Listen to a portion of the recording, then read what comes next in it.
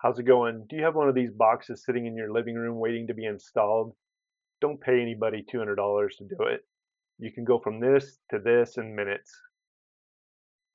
So let's get started. This is the old fan. This particular style has this bell on the top. These are held on different ways. It looks like this one has, sometimes they twist, and sometimes it's just this little ring right here that you pop off and you're able to access the screws that hold it on. Again, each of these styles are a little bit different, but ultimately this is what we're after, is to get this bell, loosen the bolts and get it to drop down where we can access the wiring and the saddle. This old fan has a transformer for a remote.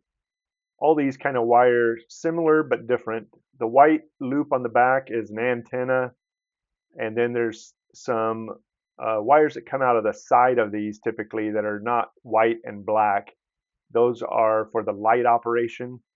Out of the other side of the transformer typically is a white and black wire, which would be connecting to the power and the neutral in the box. I'm going to be showing those here in a little bit, but just wanted to show you the wiring and how this particular unit is wired up. That's the hot wire coming from the switch. So I've turned off the switches, and I'll get my little tester out here in a minute and make sure that all these are dead, and so that we can start working with them and access the saddle and get this fan taken out so we can get the new one installed. So I always like to use one of these voltage testers to make sure that everything is turned off, the power is turned off. You may have to go to the breaker to turn this off. I was able to turn these off at the switch, but I still want to check all of them just to make sure, because I hate getting shocked. So I've removed all the wire nuts, took the fan down out of the socket. It's kind of like a hip joint, but we're going to now remove the old saddle and get ready to install the new one. So this particular one has some pretty heavy duty screws. This box is rated for the installation and the weight of a ceiling fan. This video is not for installing a new fan in a new area that's never had a fan. That's a completely different process. So again, we're just removing the old screws and getting ready. These heavy duty screws are what hold the fan up in the box, so you want to make sure that we hold on to those because we're going to reuse those. The fan we're installing is this Hampton Bay 52-inch, and they go up pretty easy. So let's get into the box. Here's the user guide. You want to look at that in regards to the wiring that we're going to be talking about. The light kit, we're going to set some of these items aside as we get through the box and unpacking everything to make sure we have all the items set out ready to install. So these are the fan blade arms, and we're going to set those aside for now. And all these are boxed pretty well. This is the wire nuts, and there's a little pin in there that we're going to need. I'll show you in a minute. And then this is the rod, which if you have a long ceiling, you're going to need a longer rod than that. This is a 9-foot ceiling that we're working on. That's the new bell housing trim. It also has the saddle portion in it. And then some paper. Yay! Let's get into this other part. I think the motor and the fan blades are in here. This one comes with 2 light bulbs as long as the light shade. Again, set those aside for now and get into this. This is the motor, the main meat and potatoes of the whole project, and then the fan blades. These particular fan blades are 2 different colors, so if you can use the lighter color or the darker color, and we're going to show that in a little bit. This part is where the light kit will go. We're going to show that a little bit later. But I wanted to show the contents of that one packet. We have 2 different pull chains, a pin and a little clip, wire nuts, and an extra screw, and I'll show you where all those go. But the down rod here has a hole through it, and I'm going to show you how we use that pin and key, which is really important. This is the saddle and the bell trim, has 2 screws in it, and we're going to take those out and be able to access the saddle portion that we're going to need to install here in just a little bit. So this is what it looks like without the saddle in it. This is just the bell trim, and you can see one is a permanent one and one has a slot. We're going to turn the motor over. This is the part that we would see the fan side. On this upper side is where that little down rod will go.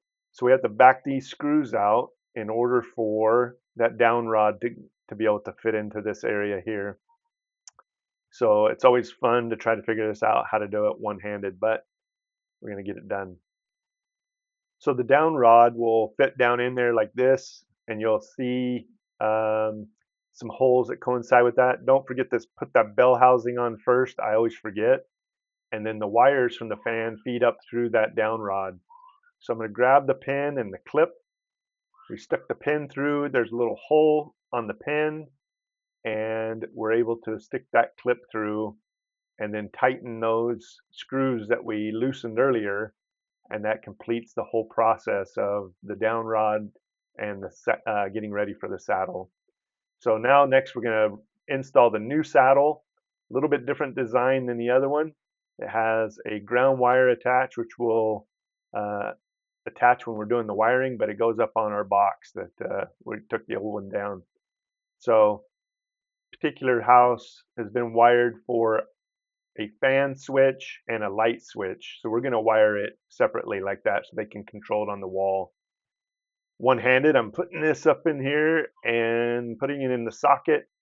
Once it drops down in the socket, we just turn that and get it to set down into the groove, and we are good to go. We're ready to start looking at the wiring.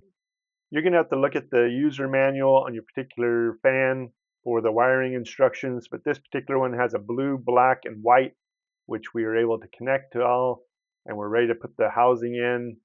You just tuck the wires around the saddle area, and then you're able to hide those behind this bell housing.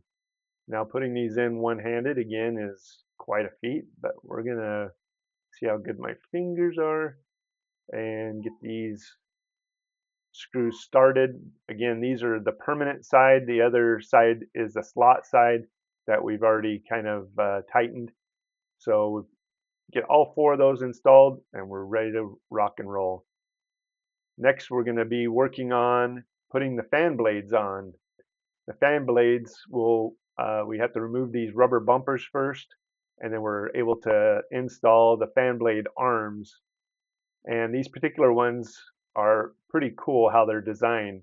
They go in, and it's fairly easy to figure out how these fit in. You tighten that up, and then the fan blades themselves kind of slot on to the arms. So we got all of them installed, little fast forward motion, and now to put in the fan blades, which I will not be able to do one-handed, but they drop into the slot and then you pull it and it clicks.